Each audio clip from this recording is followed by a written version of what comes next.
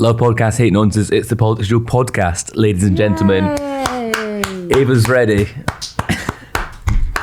You see, we're doing... Fucking hell. We're taking our passport photos after this. Yes. I'm not, you are. How are you? So this isn't for you. This is for Border Force. Absolutely. I want to look so hot that when I get back from like holidays, they look at it and go, "That's not you." When I went to the Dominican Republic, on the way in, the border guard was looking at every woman's passport and going, "Beautiful." Like a queue of like 10 girls in front, and he was just trying to pull all of them. That's really funny. Yeah. We should probably... I shouldn't put it on there, should I? No, you disrupted the light. The green screen. Remember when have you seen it on the chat where they're like, that we green screened in me holding up the light?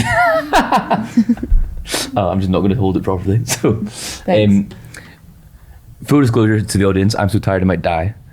Tell them why we're doing this podcast, Ed. Ollie's not going to listen to it. Ollie's not going to listen. Because so I can say that I've done some work today. It's why we're doing this podcast.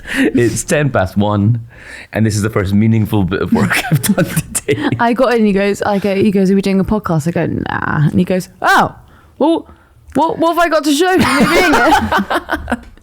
doing it?" We did the live show last night. You might have done. Well, you did as well. There's No, I didn't. documentary evidence of it. No, I didn't. It's like Avril Lavigne.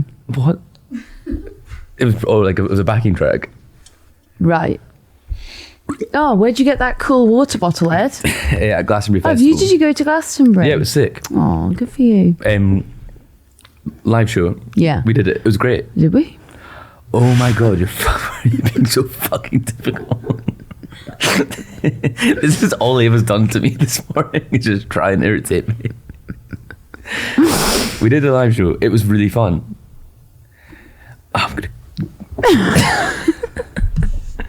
Thank you to everyone who came. Do you have any thoughts about it? That reminds me of the Lee Anderson leaflet. How? Thanks to everyone who came.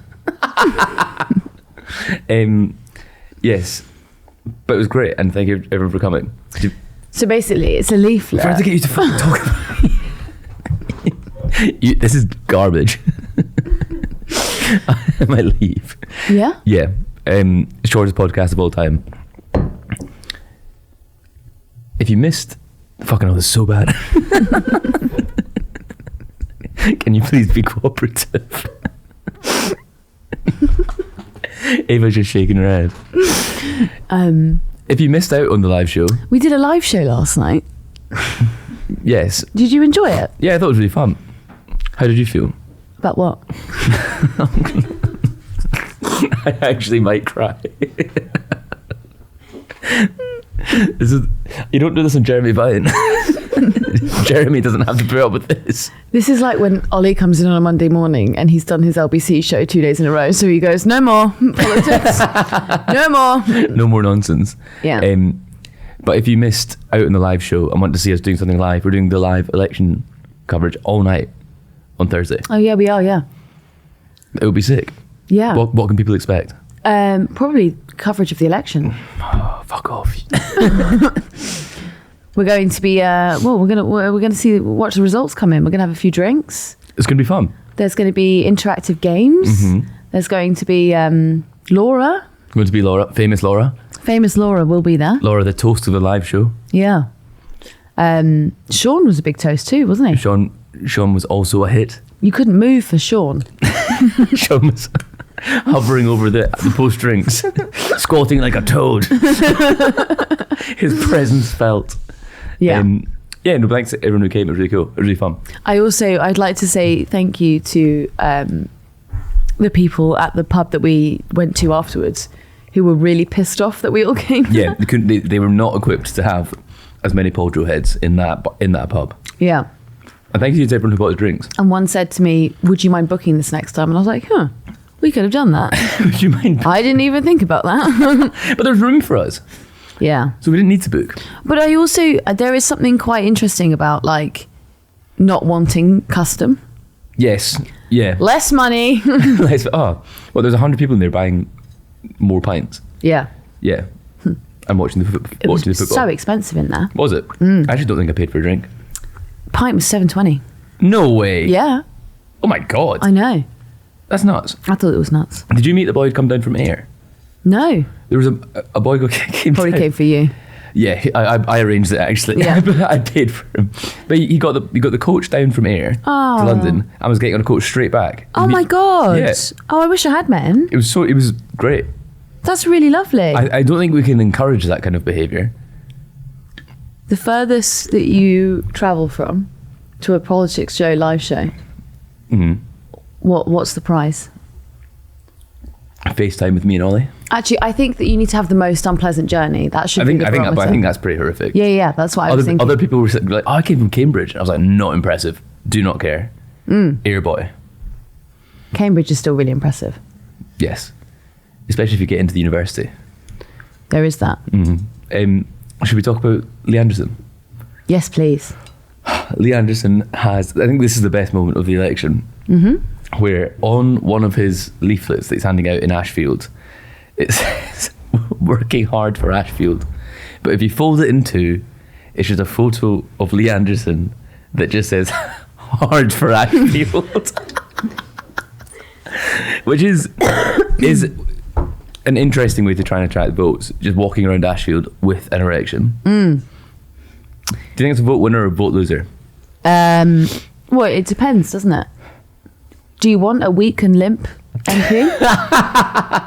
Do you want a young, virile, fit? Or do you want someone with an erection? He's taking Viagra before he goes out door knocking. Yeah. Yeah, I think that's one of my favourite things. He doesn't need Viagra. He's so virile. Imagine if he comes back and he tries to, like, sue us. What for? You told people that I'm hard. I have never been hard. Everyone knows I can't maintain an erection. I think it's something you could convince Ed Davey to do. No. No? No, he's so wholesome. He's never had an erection. Wholesome people can have sex too. No. No, they're all lame. Ed Davey's been bungee jumping, hasn't he? Yes, he has. Do you know what I think we might see on Wednesday? Ed Davey playing Russian roulette. Oh my God.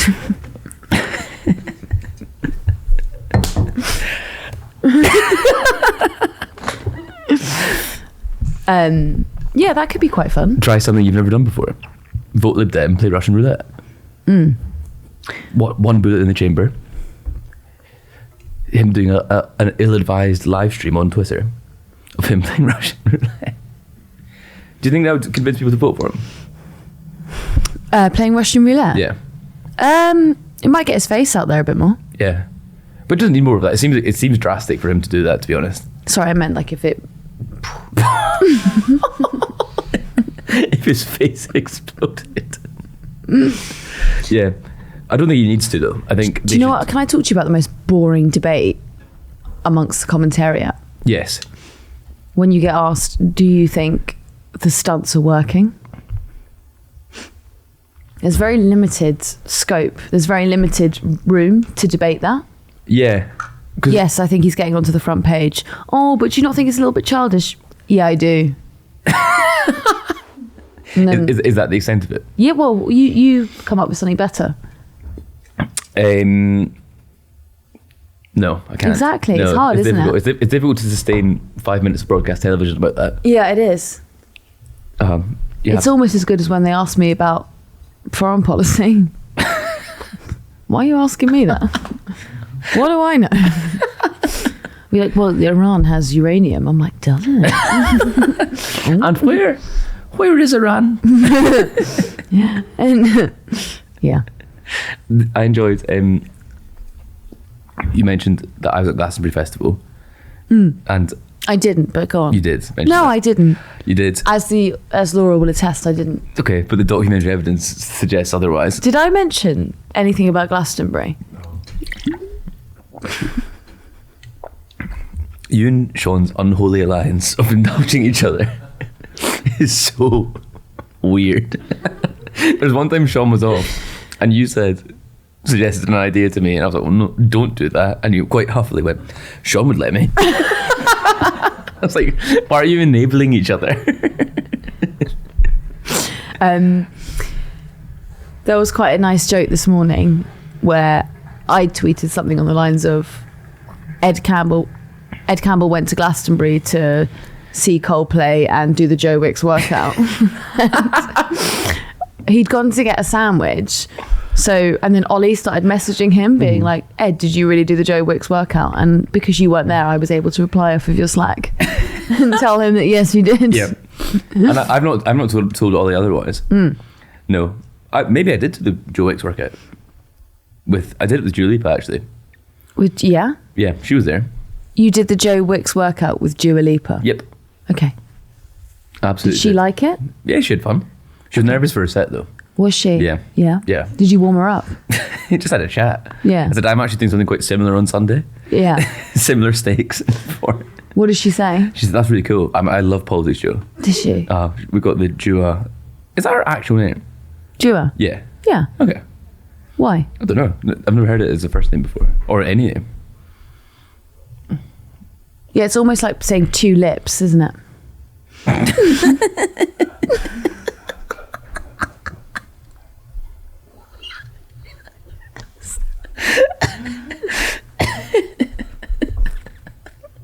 Why did we do this? Why have we done a podcast? I don't know. I'm so tired. They're going to be. I swear the live show was better than this. I promise it was. We might not even run this. These mics aren't on. Nothing's recording. It's like when you let your wee brother play the PlayStation, but with his controller unconnected. Do you have a little brother? Yes. I thought he was older than you. No. Oh. So anyway, so you did you're at Joe Wicks with Tulips. And then because Tulips and I really hit it off, she came with me to Coldplay, and we all thought it was weird when Chris Martin was like, send some Glastonbury love to, and he listed places in conflict. Who said Ashfield. That's when it hit Lee Anderson like a bolt of lightning. This Glastonbury love, and he got a boner. Everyone in the crowd had an erection. They're so horny.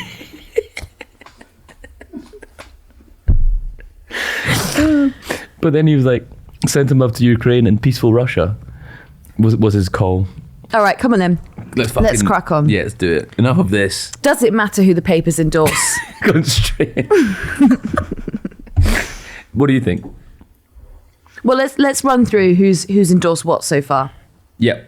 Sunday Times have backed Labour, but they did it on page 20. So it's kind of a soft commit. And it was reluctant. It was sort of like, look, they've shown that they're not going to be a danger to geopolitical security, to our foreign endeavours. I don't know. So yeah, okay, but we're gonna have to watch him quite carefully. But he's a good bet. It's going to be interesting what the Times Daily does, because that's where the real conflict is. Is that the conflict between the editor and the journalist? It is, yeah. So that the editor of the Times seemingly wants to endorse the Conservatives, but the staff of the paper wants to endorse Labour. There's no what the journalists are pointing, the writers are pointing out to the editor is that, well, we're going for Starmer. You're the only one who wants to go for No, Sunak. That's why I'm editor. It's sort of like when the Mail on Sunday went very pro EU, went very Remain, and the Daily Mail did not. That's interesting. And so there was a real conflict or difference in the papers. Actually. People screaming at it. Screaming at each other in the office. And then what people who write for those papers or who work for newspapers do is they say, well, they are two different newspapers. And it's like, shut up. Shut up. No one cares. Honestly. Like, all right. Yeah, no one makes a Okay, distinction. you sit on the other side of the office. Okay. Oh, you've got a slightly different structure. Yeah. Who else? This people are talking about The Sun as per. We're waiting, aren't we? Are we waiting? Well, that's Victoria Derbyshire, she filmed Harry Cole and Rebecca Brooks the other day, didn't she? After the Never Mind the Ballots after the event of the election. Leadership debate. Yeah. And in that she asked Harry Cole, she said, what's your paper going to declare? Is it going to be Starmer? And Harry said something like, buy a paper and find out. Yeah. Do you think... I don't think they know what to do. Anyone cares? Well, let's get to that in a minute. Okay. What do you think the Sun are going to do? Because the Sun backs the winner, right? Yep. So presumably the Sun will back Starmer. Oh, because you wouldn't want to just torch your paper's record of endorsing the winner. They're quite proud of that, and it is like, and if reputation that you want to say we are so influential that we have decided the each election, like it was the Sun what won it. If you want to keep trumpeting that, then why would you stubbornly stick to the Conservatives, especially like polling is about 20% for the Conservatives, so I imagine it'll be disproportionate with, or that won't align directly with the Sun's readership. I imagine there's probably more Conservative voters sticking around in that readership, but even then it would be, you would just look strange. I think not you'd be like, we read the mood of the nation, and then just militantly proving that you do not read the mood of the nation. And I think that leads on to your question about does it matter anymore, because the question is, does the Sun pick the winner, or does it just follow national trends? Exactly. Yeah, I think it just follows national trends. Does it decide the winner, or does it just profile the winner? I think it profiles the winner. Yeah. I think obviously like the media in general or traditional media used to be much more influential on how people voted, I think, but now do you actually know what I do think would genuinely affect how people voted? If the BBC News app endorsed a candidate and everyone got a notification saying obviously it wouldn't be the BBC, because I'm not saying the BBC would do that, but people. What do you think? Because everyone would act. That would actually be so chaotic. But it's because that would be such a good hack of the BBC. It's how people consume their news. If there was if there was a more partisan app or social media account or something that had the use of the BBC News app, then that would be influential. But I think like in the age of newspapers in the digital age just do not have the command. Endorse a candidate anyway. No, but I mean like a complete. Yeah. Do you think GB News will endorse a party? I know they're not meant to, but it's not like they're really obeying Ofcom all the time. No, that would be interesting. Well, it's kind of implicit, isn't it? I don't think they would, because they is it implicit though? Well, they wouldn't endorse the Tories. Well, they're not going to endorse reform, are they? I think they'd be more likely to endorse reform than the Conservatives. I think they'd do like a vote tactically. Vote tactically to keep Labour out, to stop a supermajority. Yeah. Yeah, I think that's actually a good call, because again, if they like endorse the Conservatives and the Conservatives get battered, then that makes GB News look like fools. They'd be tainted by the direct endorsement of the Conservative brand. Versus if they endorsed the insurgent Reform Party, they'd be like, look, we predicted this. But again, they'd be following national trends rather than being influential. You wonder why a paper does it. Is it to keep in favour with the incoming party? Is that what it is? Yeah. Or is it just tradition? It probably, I don't know, because I suppose it's editorial, isn't it? It's like thought leaders, when newspapers were genuine thought leaders, etc., read by millions and millions and millions. There's been a really long conversation for a while now amongst journalists about which publications will become redundant after the election, which ones will be worthless. There's talk of certain commentators who are very, in their eyes, Starmerite, who will cease to exist or whatever once the Labour government's been achieved. And it has me thinking that there is not one original thought in Westminster. Because I was thinking about it the other day and I was like, oh yeah, I remember that conversation starting, and we're still having it. And every person I've spoken to about it has regurgitated the exact same thing. The exact same papers, the exact same commentators, just verbatim repeated. And so it's not going anywhere. I'm just thinking it would be nice if people had an original thought every now and again. How would you facilitate that? Would you create more? Well, just sort of breaking up groupthink. Mm-hmm. But then it's just a symptom of how Westminster operates. Yeah, it is. Like it's such a bubble and everyone's friends. Yeah. And if you're having the exact same conversations, then Yeah, maybe people should get other friends. I think that would actually be quite good if people had friends outside of journalism and politics. I think that would be helpful. Or a variety around journalism. Yeah, like make friends with the sports guys Yeah. as well. I don't think the sports guys want to be friends with the politics guys. No, they're the fucking. The sports guys are like the jocks, right? They don't want to be friends with the dorks. Jonathan Liu is giving Pippa Crerar a wedgie. Yeah. Yeah, and no, Pippa Crerar, I would say, is sort of one of the journalists that kind of like was friends with everyone. You know what I mean? Yeah. She could pass. She could be sports passing. Yeah. Passing. I'm jock presenting. Yeah, she's jock presenting. But like, what about like the data side, the data nerds? Yeah. Oh, they're okay actually. But I bet in the FT room that they're actually like the rock stars. No, I reckon they're quite hot Yeah. at school. No one bothers them. They leave them alone. Yeah, it's just They're like out the back fixing cars and stuff. it's like just the school council that's getting their head kicked in. Who do you think's the school council? The politics journalists. No, 100%. no, that's the debating group. That's a politics journalist. Is that what school council is? Oh, I thought you meant like a prefect. Okay, yeah, it's kind of prefect. Oh, I think I would it's say different. the prefect are like the chief leader writers. Yep. The feature journalists are like the hot ones. Yeah, they get to do the cool stuff. Yeah, Oh, like the FT magazine people. yeah, They're the cool people. they're hot. Yep. FT magazine's hot. Mm-hmm. Yeah, More hot publications. how to spend it. Yep. The Fence are the really hot ones, Yes. but they don't try. No, they just are cool. Yeah, They've been like smoking since they were 9. they don't go to the house parties because They're going clubbing. or they're having like gatherings with each other. They want to talk about like Freud. They're all going to read Yeah. Freud and experiment with drugs. And Ollie keeps trying to go around to their houses and he's carrying that copy of 1984. I think that's one of the most troubling things that he's ever admitted. He shouldn't have admitted that. Oh, He no couldn't way. have waterboarded that information out of me.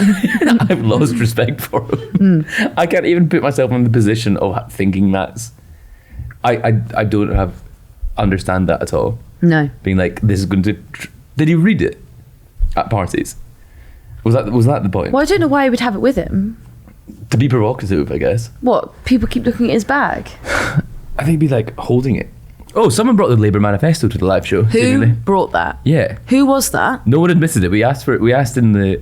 Someone did you spot it or did someone else? Spot I think Laura spotted it. I actually know who it was. it? And they grasped. I think it was Work Experience Cleo. Was it? I think so. Oh. I could be lying though. I may be lying. Yeah. Well, someone spot. We asked her and she said no. Oh, then who said it? Did we just fake news? Apparently someone brought the Labour manifesto, but they didn't fess up on stage. Fess up. Fess up. The Daily Star has endorsed Count Binface. So, The Economist, Guardian, Mirror, Hello? Who is it? Connor. Come on in, Connor. Are you filming? Yeah. I'm sorry. No, come in. It's fine.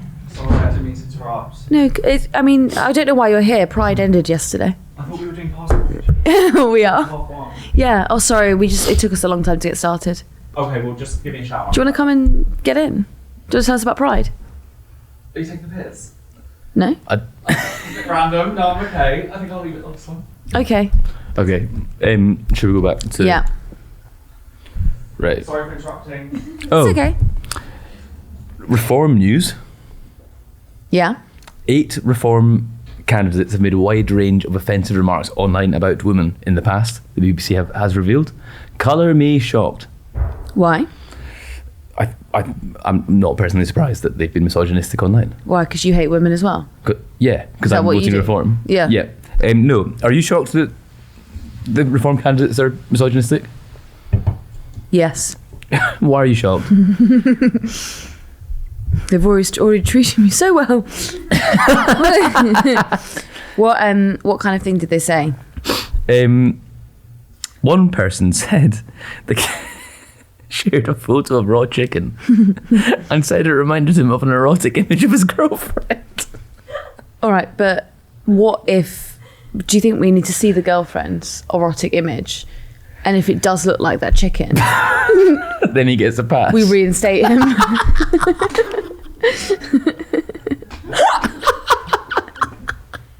Oh, sorry, you're right, yeah? Oh my God. That is bang on. Imagine your partner posting something like that publicly. Just an image being like, this looks like my partner's genitalia. He doesn't say genitalia. I think that's implicit. It might be. It might be boobs. What? This raw chicken looks like my girlfriend's arse. Okay, what else was said? The other ones were far grimmer. Andrew Banwell, the candidate for Thornbury and Yate, referred to Theresa May as Merkel's bitch.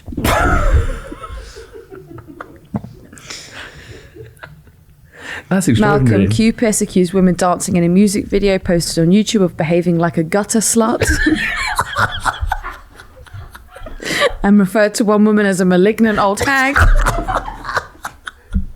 He said he's the one. He stood by the comments. The BBC went in for comment, and he was like, "Gutter sluts is actually nothing in comparison to what the performers describe themselves as."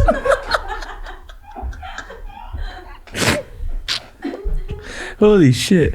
The candidate for Southampton Test. No, read the bit where he said he told the BBC. He told the BBC. He told the BBC the hag comment was an intemperate warning against someone else's use of social media. He added that he did not regret it and would not apologise. People want politicians who speak plainly, who are not constrained by political correctness. The media needs to stop the endless witch hunt against politicians who make human errors. But then he's also that's incongruous with what he actually said. So he was like, it wasn't an error, it was deliberate, and I don't apologise. But you need to stop going after people who make mistakes, which I don't claim to be. One of them referred to women on Love Island as thick tarts, and someone described Joe Swinson as a gobby bird. It's just extraordinary. Oh, I still think the raw chicken is unbelievable. He's deleting the post after being approached by the BBC. oh. Sorry, sir. Hi. Sam Woods Brass, can I just check? What's he said? Did you say that this piece of chicken looked like an erotic image of your girlfriend? Hang on, I'll be Sam, you be the BBC journalist. Boop, boop, boop. Brr, brr, brr, oh, phone call. Hello? Hello, is that Sam? Yeah, speaking. Oh, sorry, we just got cut off there. Samara. It's Samara. You're asking about the chicken? Yes. Do you still believe that it looks like an erotic image of your girlfriend? I do not. No? I'm going to delete the post, actually. Oh, well, that's rectified. I've learned my lesson. I believe women are human too now. And not chickens. And not chickens. Thank you. Thank you. Scene. That was amazing. Do you know what I think? We're talking about the danger Starmer possibly has for the next election if he doesn't materially fix things for the for people, if they don't see a material difference in the quality of their working lives. It leaves the space open for reform to take real advantage of it.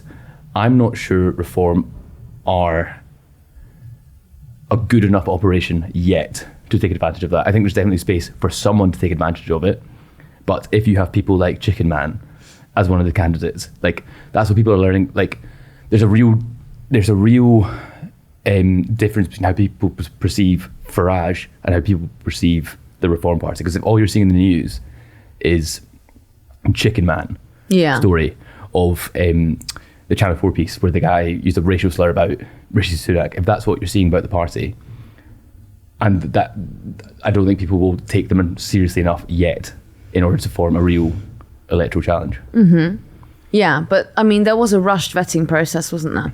Yes. And what I was thinking about earlier was actually that rushed vetting process was the reason that you got some let me phrase this carefully because people are going to think that I'm defending everyone. But why you got some pretty terrible Conservative candidates in the 2019 intake. Yep. For example, Scott Benton. Yep. In Blackpool. Very rushed process there. Yep. Very rushed selection process.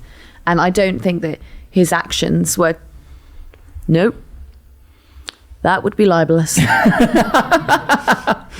Good call. Excellent self-censorship. Thank you. Very well executed. Hello, it's me, Carter Rock. Hi. I'll be Carter Rock and you be Ava. What am I phoning you for? I'm phoning you. Oh, okay. I'm telling you you're being sued. Oh, do you want to ring me? Ring, ring. Ring, ring. Operator. I phoned you directly. Oh, yes, you did. Sorry. Hello. It's Samara. Oh, it's me. Oh, sorry, can you pass me on tape? Sure, no problem. Hello. Is that Ava speaking? Oh, no, it's Samara again. Sorry. So dumb.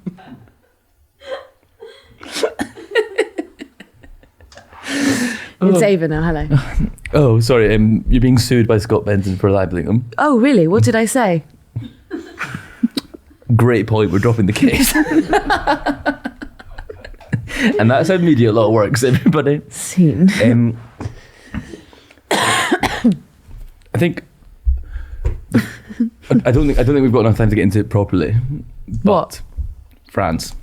No, of course not. Let's wait till he's back tomorrow. I think. Well, we should acknowledge it, and perhaps Oh, okay. France. France. And I think it's an interesting warning for Starmer about what could happen. There was an interesting piece actually yesterday on the front. Oh no, it would have been today on the front of The Guardian. Starmer has identified that there's a gap in the market for populism to flourish, that people have lost faith in politicians, that people can't trust those who are in power, and that gives way to potentially bigotry. It gives way to a sort of chasm that you can exploit, right? But he didn't go on to. He sort of identified the symptom, but he didn't go on to properly diagnose it or come up with a solution. Didn't offer a cure. Yeah, it's basically like going to, I don't know, the doctor. And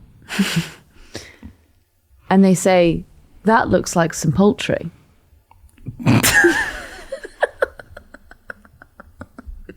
And then deleting the image. Papering over the cracks. Exactly. I do think that it's quite a serious point that if you don't, clearly, if you don't listen to people, if you ignore them, if you tell them that if you continually make them make sacrifices in order to fuel your ambition, that perhaps they turn on you. It sort of seems quite normal. That seems sort of obvious, doesn't it? It does. So it'd be interesting to see him develop the point further. Yeah, in government. In government. But But he's going to destroy the UK. Have you heard about this? Is he? He is. What the fuck? First 100 days, Rishi Sunak says. He's going to destroy the UK. He's doing it. Holy shit. It's bold policy, isn't it? Fucking. And he's going to do it through no increased tax and spend. He's going to incite Putin's fury so much. He's got no option but to nuke the United Kingdom. Do you think it would improve it? Probably. You just get planning permission if there's nothing. Can you imagine on the site of an old nuclear crater, you'd still have someone from the Green Party shouting, "No, there's a rare newt here." It's actually just a normal lizard that's grown 4 heads. Yeah. Because of the radiation. And then you'd have like someone from the Lib Dems being like, do you really think that you're going to put a block of flats on this old nuclear crater and then, they're all going to use our local GP surgery? Are you joking? There's no one lives here anymore. Yeah. Ed. Should we call it? Yeah, okay. I mean, I was quite happy to talk about the environment. The environment? Yeah. What about the environment? The environment that Keir Starmer is about to destroy through his planning permissions. Yes, he's going to... He's building. He's baby. building, and the environment, the Green Belt, is going to be destroyed. And that's why we've endorsed the Animal Welfare Party. And even in defence of Starmer, the party has specifically said that they're going to build on grey belt. Mm-hmm. They're going to build on things like disused oil refineries. Yes. That's actually historically significant. But you joke, but that is honestly what people say. It's mental. It's like absolutely insane. What was it? They're trying to build something in Milton Keynes, and they're spoiling the natural beauty of Milton Keynes. Milton Keynes. I honestly will smash my face into this desk. Are we anti-Milton Keynes? We're anti people deciding that. Okay, so we were up in Stoke last week, and there was this big neighbourhood of houses, right? And what the guy who was taking us around Stoke pointed out was they're really unhappy with this potential plot of land next to them having houses built on them. But it's very difficult to explain to them that actually that farmer didn't want these block of houses to be built in the first place. You can't then benefit from building and then turn away the next lot. You can't build the ladder up behind you. But they love to do it, don't they? They do. They love it. Should we call it there? Yeah, go on. Should we do it properly tomorrow? Yeah. Sorry about that. That sucked. That sucked. Yes. Remember to like and subscribe. Leave a review. Don't like that. Yeah, maybe don't dislike it. Yeah, make sure to follow us on r/PoliticsJOE. Yeah. I'll be less tired tomorrow, I swear. I'll be more. It's also their fault. Why? Because they kept buying me drinks. Yeah, right. So argue in the comments about whose fault it is for this podcast, because I'd say it's theirs. Right. Thank you for coming. Thank you. Thank you for coming. Bye-bye.